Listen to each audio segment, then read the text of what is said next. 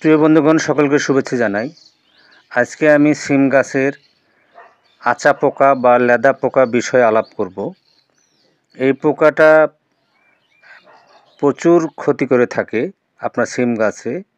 এই পোকা সাধারণত সিম গাছের পাতার নিচে ডিম পাড়ে এবং বিভিন্ন গাদায় একটি স্ত্রী মথ 15টি করে ডিম পাড়ে।